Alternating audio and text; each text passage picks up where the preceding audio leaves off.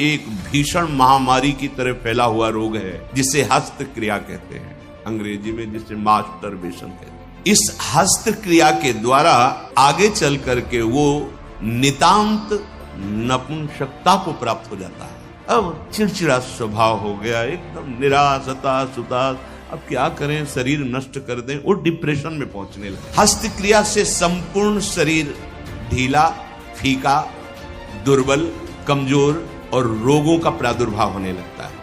खड़े भोजन नहीं पाना चाहिए, लेटे भोजन नहीं पाना चाहिए, चलते हुए नहीं पाना चाहिए, बहुत गर्मा गर्म भोजन ब्रह्मचारी को नहीं करना चाहिए। इस महारोग का आना सहज है, पर इससे पिंड छुड़ा लेना बहुत ही कठिन है। किसी डॉक्टर की ना किसी दवा की कोई सामर्थ्य नहीं इसको छुड़ा सके।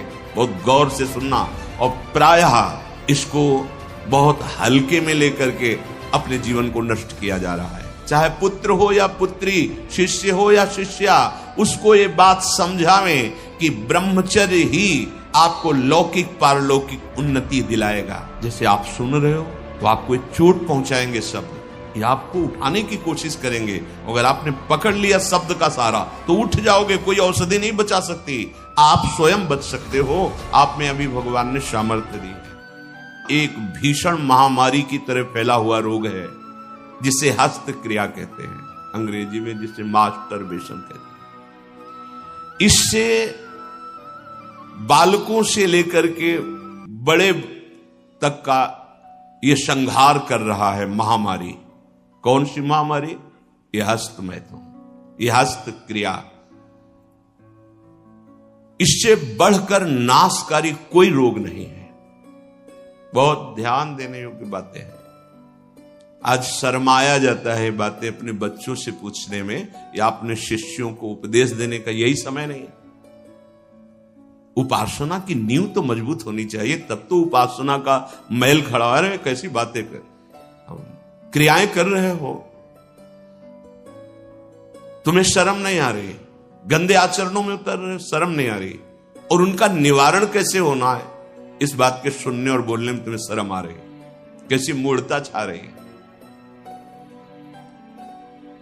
ये कराल काल के पंजे में फंसा करके जीवित रहने पर भी मुर्दे के समान कर देता है। ये बड़ा दुर्भाग्य हो रहा है कि आज हमारी समाज इससे पीड़ित होती चली जा रही है। हितधाम में सायंकाल के समय कुछ समय चर्चा होती थी, तो जो पुराने हैं उनको याद होगा, 70-75 वर्ष के उन्होंने माइक में कहा था कि पूर्व बचपन की अभ्यास आज तक नहीं छूट पा रही, मुझे बचा लो।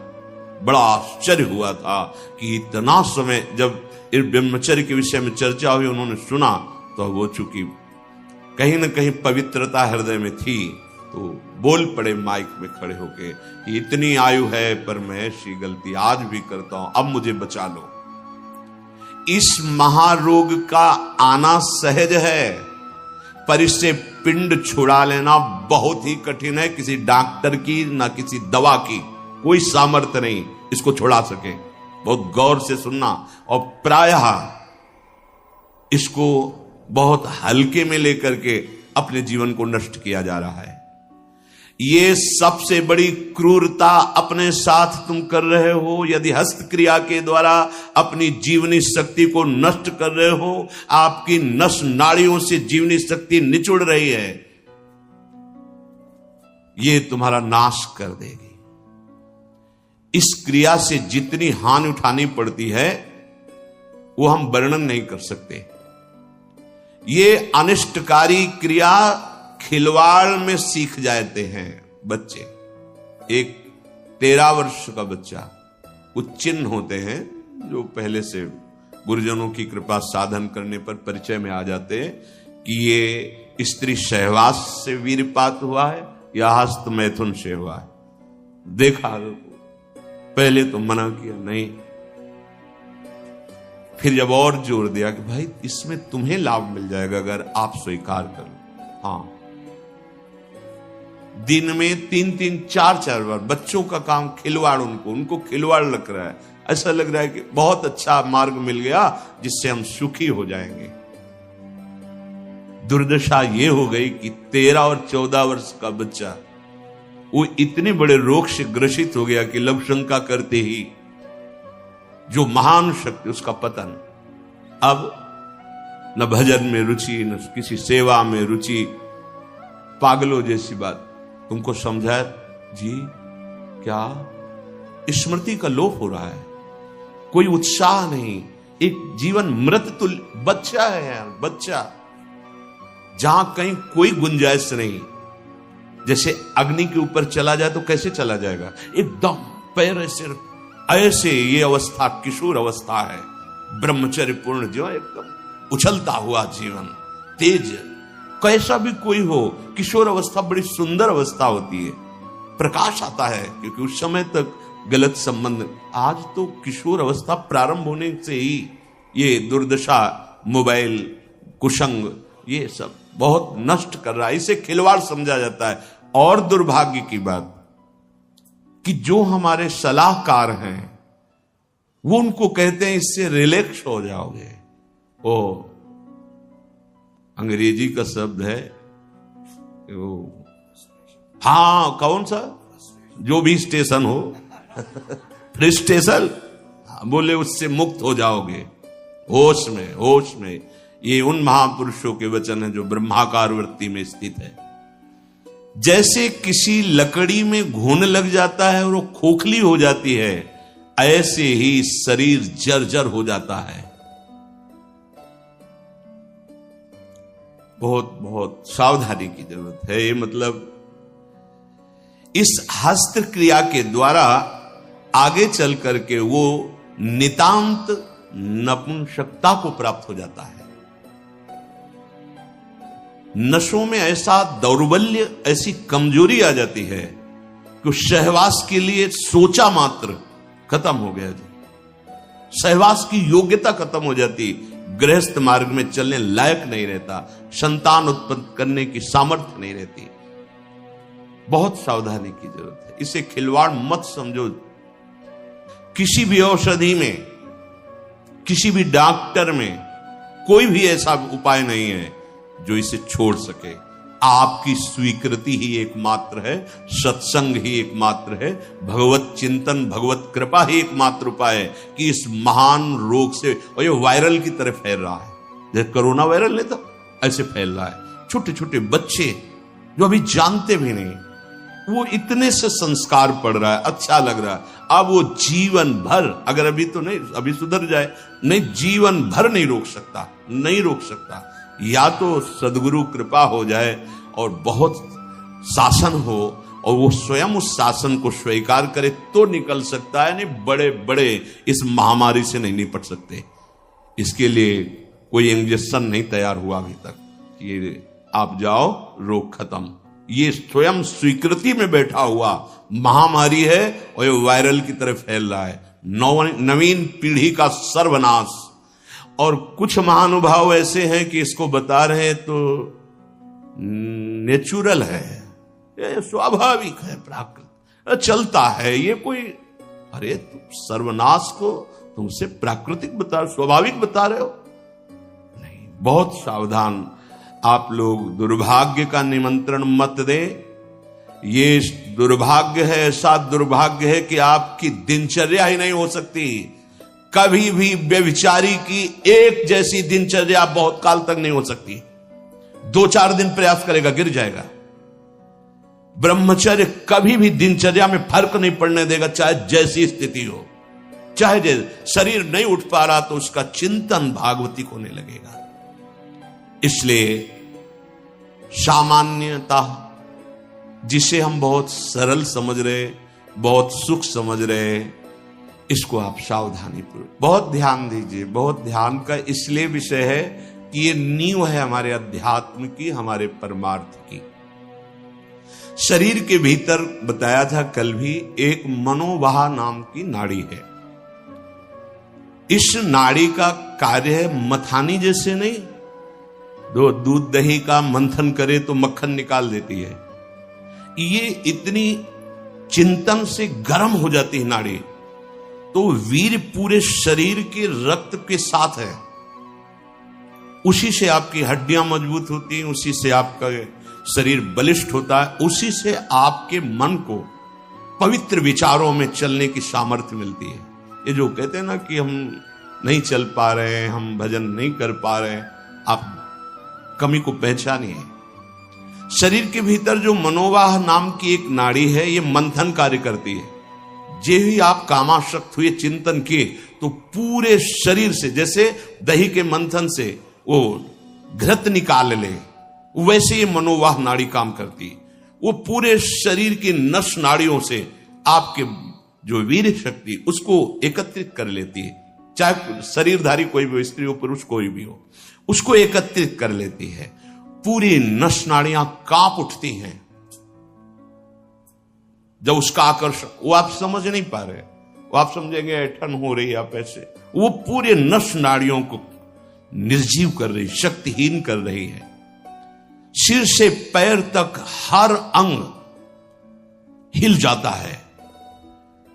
शरीर का मंथन करके वो एकत्रित करके बाहर कर देगी। अब क्रिया करो या ना करो, दौर्बल्य, प्रमेह, स्वप्न दोष, ये निश्चित उसके शरीर में प्रकट हो जाते हैं। शरीर के रक्त में एक सफेद और दूसरे लाल कीट होते हैं। सफेद कीटों में बाहरी आए हुए प्राकृतिक प्रहार, रोगों के प्रहार से लड़ने की सामर्थ्य होती है। जो हस्तक्रिया या अन्य अष्टमैथुनों के द्वारा वीर शक्ति का नाश करता है, तो सफेद कीट ये नष्ट होने लगते हैं। अब जो लड़ने की सामर्थ्य थी प्रकृति से, गर्मी, सर्दी, बरसात, मान अपमान, निंदा, स्तुति और रोगों से, वो क्षीण हो गई। अब चिड़चिड़ा स्वभाव हो गया, एकदम निराश, हताश, उदास। अब क्या करें, शरीर नष्ट कर दें, वो डिप्रेशन में पहुंचने लगता है। समझो, अधिकतर हमारी दुर्दशा हो रही। ध्यान देकर सुनना। अगर वो शुभ कीट जो रोगनाशक सफेद हैं, वीर आप नष्ट नहीं करते, तो इतने बलवान हो जाते हैं कि एक बार विष को भी वो पचा डालेंगे। इतनी उसमें सामर्थ्य है, आपकी हानि नहीं होने देंगे। ज्यों ज्यों आप ये नीच चेष्टा करते हैं, त्यों त्यों ही ये जो आपको सबल बनाने वाले वो नष्ट होने लगते हैं, और उसके कारण भयानक रोगों का सृजन होने लगता है। मनुष्य के शरीर में और दिमाग में और स्नायुओं पर ऐसा प्रभाव पड़ता है, आगे चलकर पक्षघात हो जाता है, ग्रंथिवात, जितने जोड़ों में दर्द, पागलपन या और रोगों की उत्पत्ति होने लगती है, क्योंकि वो जो लड़ने वाले कीट वो सब नष्ट हो जाते हैं। व्यभिचार सर्वथा निंदनीय है, और सबसे महानिंदनीय है ये हस्त क्रिया, क्योंकि इसमें किसी दूसरे की जरूरत नहीं होती है। बहुत सावधान, बहुत नीच प्रवृत्ति है इसका। वायरल की तरह, जैसे वायरस होता है वो वायरल हो जाता है, ऐसे हो रहा है, ऐसे जिसको देखो सुख का साधन माने हुए है, नवीन अवस्था अपने को नष्ट कर रहे, और प्रमाण उनको मिल जाता है ऐसे बहिर्मुख लोगों से जो कहते हैं कि हाँ, आपका हृदय ठीक रहेगा, आपका स्वास्थ्य ठीक रहेगा, आप दिमाग से एकदम शांत हो जाए। कैसा नीच उत्तर है, कैसा उपदेश है, नाश करने वाला। तस्मात् शास्त्रम प्रमाणम ते कार्या कार्य व्यवस्थितो। आपने वेद पढ़ा है, आयुर्वेद। कौन सी डॉक्टरी ऐसी कहती कि ऐसा करने से आप स्वस्थ हो जाओगे? शास्त्र प्रमाणित, धर्म प्रमाणित उपदेश होना चाहिए। छोटे छोटे बच्चे, नवीन बच्चे जब ये सब पढ़ते हैं और ये सब सुनते हैं, धिक्कार है जीवन को, जो हमारे नवीन पीढ़ी को बर्बाद किया जा रहा है। ऐसे नाटक, सिनेमा, ऐसे उसमें जिसमें हमारी जो संयम की वृत्ति है वो सब नष्ट हो जाए। इस क्रिया के द्वारा सबसे पहला धक्का हृदय पर लगता है। इसका धक्का बार बार लगने से यक्षमा, हृदय रोग और स्मृति का नाश ये शुरू हो जाते हैं। इसे राजक्षमा कहते। यही रोग हुआ था विचित्र वीर्य को। 2 पत्नियों के संयोग में बावरे हो गए, समझ नहीं पाए सिद्धांत को। भयानक हृदय रोग, हृदय का कमजोर हो जाना, जरा सी बात में घबराहट पैदा होना, डर जाना, उत्साहहीन हो जाना।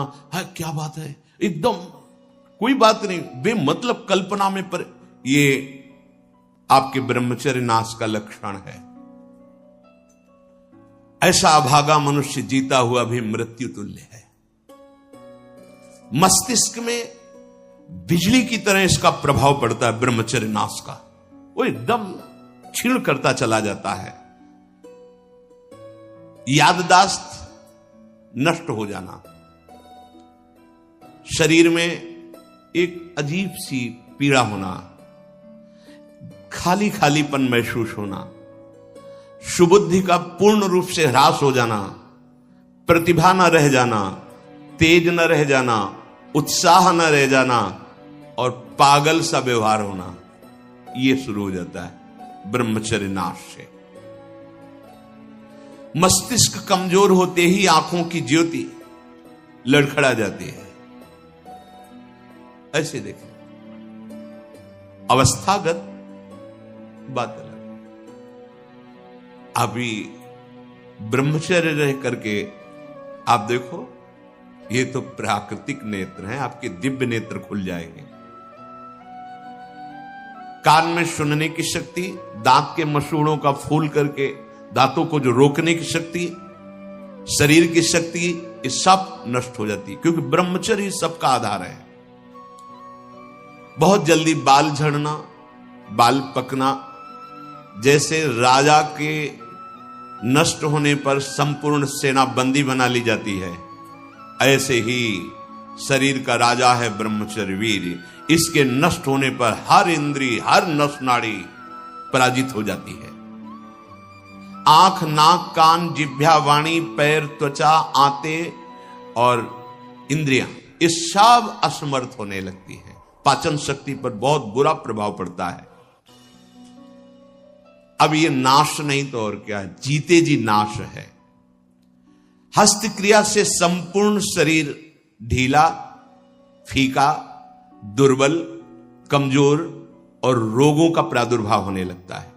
मुख की कांति हीनता बढ़ती चली जाती है। मुख प्रसन्न तन तेज विराजा, कीने से रामचंद्र कर काजा। या चेहरा देखो, वैसा लगता है जैसे सब उड़ गया, कुछ नहीं रह गया, बस केवल सजावट सजावट रह गई है। पवित्रता, जितेंद्रियता, बल, अध्यात्म चिंतन कुछ नहीं, शून्य। बस वही वर्तमान भोगों का चिंतन, कैसे भोगूं, भोगे हुए भोगों का चिंतन। बस आप देख लो अपने हृदय में झांक करके। संपूर्ण जीवन विषयानंद में फंस जाता है। इंद्रिय दुर्बलता के कारण अगर वो गृहस्थ में भी गया तो वो गृहस्थ में भी अपने धर्म का पालन नहीं कर पाता, क्योंकि उसकी जो शक्ति है वो नष्ट हो चुकी है। संतति सुख से भी हाथ धो बैठता है। फिर जो उसको जलन और शोक होती है, क्योंकि वो जो कर्तव्य करना चाहिए गृहस्थ का वो नहीं कर, उसकी सामर्थ्य नहीं रह गई। अब वो अपनी बात तो बता नहीं सकता किसी से। अब जो अंदर जलन हो रही उसका निराकरण कहीं नहीं है। सावधान हो जाइए। ना वैरागी और ना गृहस्थ कुछ नहीं रह पाओगे यदि ये गंदी बातें आप नहीं त्याग पाए। बोलो ऐसे आदमी की सुख की आशा क्या, और अंत में इसका परिणाम महापाप नरक मिलता है। ऐसा थोड़ी है कि आप सोचो कि मेरा शरीर मैं जो चाहूं कर लूं। नहीं नहीं, आपको दिया गया ये भागवतिक है, आपको प्रभु की तरफ से मिला है। जैसे आपका शरीर है और भी रिपोर्ट कर दी जाए कि आप अपने शरीर को नष्ट करना चाहते, आपको दंड मिलेगा इस बात का। आप शरीर का सदमार्ग में प्रयोग कीजिए, आप इसका असत मार्ग में आप इसको नष्ट करने का अधिकार नहीं रखते। यहां भी तो फिर भागवतिक विधान में तुम्हारा इतना अधिकार कहां कि तुम इसे मनमानी नष्ट कर दो। दुर्बल चित्त हो जाता है, संयम बिल्कुल नहीं रहता। जब कभी उसको इसका दोष अनुभव में आता है सुनने में, तो प्रतिज्ञा करता है, पर ऐसी हजारों प्रतिज्ञाएं वो रोज करता है, रोज तोड़ता है। क्यों? क्योंकि वो बल ही नहीं रह गया है। जो इस वासना से पीड़ित है, अगर थोड़ा भी हृदय सात्विक है तो शर्मिंदा रहता है, उसकी एक अजीब स्थिति अंदर रहती है, खुलकर किसी से बात नहीं कर सकता, आंख मिलाकर बात नहीं। और जो मलिन हृदय का होता है वो इतना अकड़ करके इतना राक्षसी प्रवृत्ति का हो जाता है, बिल्कुल ढीठ। ये दो वृत्तियां आती हैं जो ब्रह्मचर्यहीनता होती, यह तो इतनी शर्मिंदगी, थोड़ा सा भी हृदय अगर सात्विक है वो ग्लानि, और यह भी इतनी दुष्टता। जो आनंद में हंसमुख होना चाहिए वो उदास, एकदम तेजहीन। उसकी सूरत देखने पर लगता है रोने वाला ही है। स्वभाव में रुक्षता होती है, चिड़चिड़ापन, क्रोधी, निस्तेज, आंखें अंदर धंसने लगती, यहां खालीपन होने लगता है, एक खालीपन, एक काला सा चिन्ह। बहुत बहुत सावधान। ये इतना भयानक रोग है कि जवानी में भी वृद्धावस्था के लक्षण प्रकट होने लगते हैं। किसी भी कार्य में मन न लगना, पड़े रहने की इच्छा होना, थोड़ी मेहनत करने पर हांफते रहना, आगे क्या करना ऐसे विचार करने की शक्ति नष्ट हो जाना, बहुत जल्दी क्रोध आकर के आवेश में कुछ ऐसे वचन बोलना, क्रियाएं करना। देखो ना, सुनने को मिलता, माता पिता को पीटा, ऐसा किया, वैसा। कुचिंताओं की बाढ़ आ जाती है, कुचिंताओं की। उसके हृदय में एक भय, एक जलन, एक घबराहट बनी ही रहती है। थोड़ी सी बात उसको पहाड़ जैसी मालूम होती है, विचार के द्वारा काट नहीं पाता है। बार बार झूठ बोलना उसका स्वभाव बन जाता है। बार बार भूख लगना या जठराग्नि का मंद पड़ जाना, ये दो दोष होते हैं। अन्न ना पचना या तो बार बार ऐसा लगना कि खाऊं, और मलबद्धता आते जब वीर शक्तिहीन हो जाती है तो मल को पकड़ने लगते हैं, उनमें सामर्थ्य नहीं रह जाती पचाने की या मल निकालने की, तो कब्जियत बनी रहती है। नींद का या तो नाना और या आना तो कुंभकर्ण जैसे सोना पड़े हैं। दो, उठते समय निरुत्साह, आलस्य, आंखों को बहुत भारीपन होना, नहीं खुलने देना। ऐसा जब आप संयम से चलेंगे ना, घड़ी की अलार्म की जरूरत नहीं होती, एक समय में नेत्र खुले, ऐसा नहीं ऐसे नहीं, एक दिव्यता आती है। अभी आप उधर कदम सही ढंग से नहीं रख रहे, इसलिए है अलार्म बजते रहते, शोर है। परमार्थ में या व्यवहार में भी आपको चलना है तो आपका संयम बहुत अनिवार्य है। अब बच्चे कहते हैं हमारी स्मृति काम नहीं करती है, पढ़ाई में मन नहीं लगता है। ऐसा क्यों नहीं लगता? आप देखो अपने आचरणों को देखो। पढ़ाई, ये तो इतने टेबलेट, इतना सब, एक बार बोल दीजिए, कभी भी जीवन में पूछ लीजिएगा, उसे दोबारा पढ़ने की सुनने की आवश्यकता नहीं। एक बार अगर हम नहीं सुनना चाहते तो आप हल्ला मचाते रहो, बाद में पूछो तो ना हमने वर्तमान में सुना ना, बाद में उसकी स्मृति रहेगी। जहां स्मृति लगी वहीं लगी है। रात्रि में जो स्वप्न दोष होता है, इन्हीं गलतियों का परिणाम होता है। यदि आप ऐसी कोई गलती ना करें तो कल चर्चा में बताया था, स्वाभाविक कभी हो, वो उफान जैसा, वो जो संतानोत्पत्ति वाला, वो नहीं। जो हस्त क्रिया से युक्त हो गया है वो अनुभव करे। लघु शंका के पहले या बाद में देखना, जो जीवनी शक्ति है वो आपको ह्रास होती दिखाई देगी, बूंद बूंद निकलते दिखाई देगी, कितना सर्वनाश कर रहे हो। बाद में तुम सोचो हम ये विटामिन खा लेंगे, वो खा लेंगे, कुछ नहीं, उसकी पूर्ति नहीं हो सकती, उसकी पूर्ति नहीं हो सकती। आगे इसमें आता है ये जो आयुर्वेदिक औषधियां दी जाती हैं ये बलिष्ठ होती हैं, और ये चूंकि आपकी प्रवृत्ति गलत है, वो बलिष्ठ होकर आपको और कामोत्तेजना प्रदान करेंगी। तुम रोक कैसे पाओगे? संयम नहीं। इसीलिए कोई औषधि नहीं है, आप स्वयं औषधि हैं उसके। आपका दृढ़ निश्चय और कुछ व्यायाम, प्राणायाम, आहार शुद्धि और नाम जप, इससे आप शासन में ला सकते हैं। इस बात को कौन अपने बच्चों को बैठाल कर समझा रहा है? अगर वो नहीं है तो सावधान हो जाएंगे कि अगर कोई ऐसी बात बताता है तो माता पिता ने मुझे पहले सिखा रखा है कि ये बहुत नाशकारी क्रिया है, कभी ऐसा नहीं करना। आप बताते हैं क्योंकि आपको फुर्सत कहां है, आप अपने मनोरंजन में मस्त हैं, आपको यही लगता है खिलाना पिलाना ही केवल बच्चों का प्यार दुलार है। नहीं, कभी बैठा लिए, उनकी दिनचर्या देखिए, आप उनसे पहले इस महान दुर्गुणों का आगाह कीजिए कि ऐसी ऐसी बातें आगे कोई तुम्हें सिखा सकता है या तुम्हें है तो नहीं, जानकारी करनी चाहिए। अगर कभी ऐसा हो तो ऐसा मत करना। जो नवयुवक हैं, हाथ पैरों के जोड़ों में दर्द मालूम दे रहा है, शिथिलता हो रही, दिमाग में एक सनसनी बनी रहती है, आपको ये अश्लील चित्र देखना अच्छा लगता है, गंदी बातें करना अच्छा लगता है, ये सब उसी हस्त क्रिया का परिणाम है।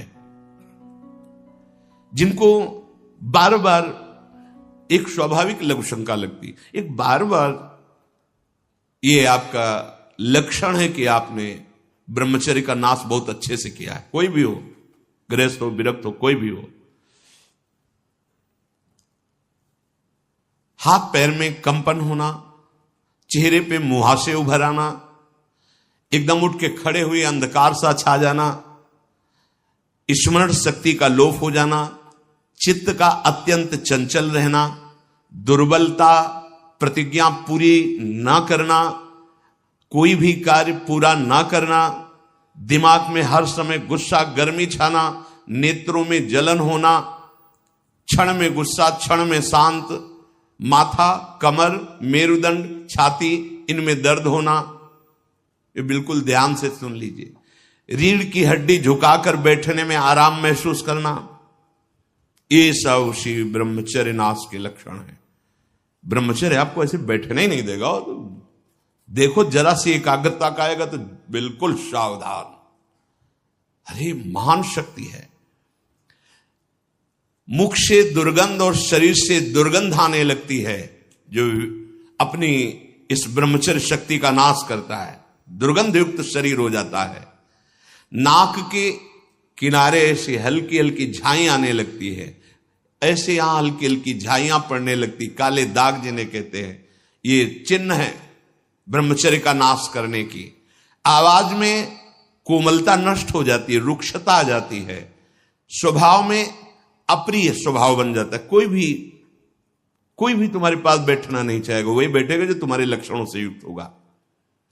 किसी भी मार्ग में उसको कामयाबी प्राप्त करने का उत्साह नहीं रह जाता। कर एक नवयुवक भाई कह रहे थे कि अगर वचन सुनने को न मिलते तो हमने तो ठान ही लिया था कि अब अपने शरीर को पूरा कर देंगे। बचा लिया आपने हमारे जीवन। ओ बड़े भाव से गदगद होकर कह रहे थे, ये जैसे आप सुन रहे हो तो आपको एक चोट पहुंचाएंगे शब्द, ये आपको उठाने की कोशिश करेंगे। अगर आपने पकड़ लिया शब्द का सहारा तो उठ जाओगे, कोई औषधि नहीं बचा सकती। आप स्वयं बच सकते हो, आप में अभी भगवान ने सामर्थ्य दी है, अभी बच सकते हो। अगर आपने अभी अपने को नहीं संभाला, सोचो जरा, आप इतनी कीमती महान वस्तु को खिलवाड़ में नष्ट कर रहे हो। क्या चाहते हो? गृहस्थ में संतानोत्पत्ति के लिए आदेश है, व्यभिचार के लिए थोड़ी आदेश है।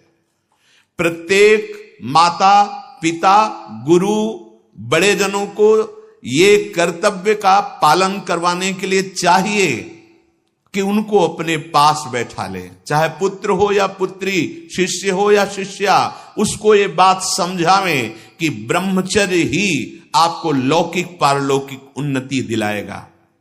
इसमें लज्जा संकोच करना बिल्कुल मूढ़ता होगी कि हम अपने बच्चों से ऐसी बात क्यों करें, या ये समझना कि मैं ऐसा बोलूंगा तो कहीं कोई ऐसा ना सोचे। मान लो गुरु है, उपदेश कर रहा है। कहीं ये ना सोच बैठे कि लोग क्या कहेंगे कि रामकृष्ण हरि की चर्चा छोड़ करके क्या चर्चा कर रहे हैं।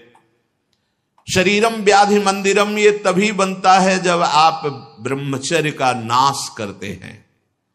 अतः माता पिता से, गुरुजनों से सबसे प्रार्थना है कि संकोच लज्जा छोड़कर अपने प्रियजनों को पास बैठाल कर, चाहे बच्चा हो या बच्ची हो, संयम की शिक्षा जरूर बतावें कि कैसे हम अपने जीवन को, भविष्य को, आप क्या समझते हो, अच्छे अच्छे पदार्थ पवा दिए, खूब पैसा लगा करके उनकी सुविधाएं दे दिए, लेकिन वो जो आचरणहीन हो रहे हैं, जो जीवनी शक्ति का नाश कर रहे हैं, किस उन्नति में जाएंगे। जब अंदर ब्रह्मचर्यहीनता आती है तब नशा करने की इच्छा होती है, क्योंकि विक्षिप्तता सही नहीं जाती है। वो गांजा, चरस, ड्रग्स, ये वो, अब उस नशे की उत्तेजना में और नष्ट होता चला जाता है, नष्ट होता चला जाता है।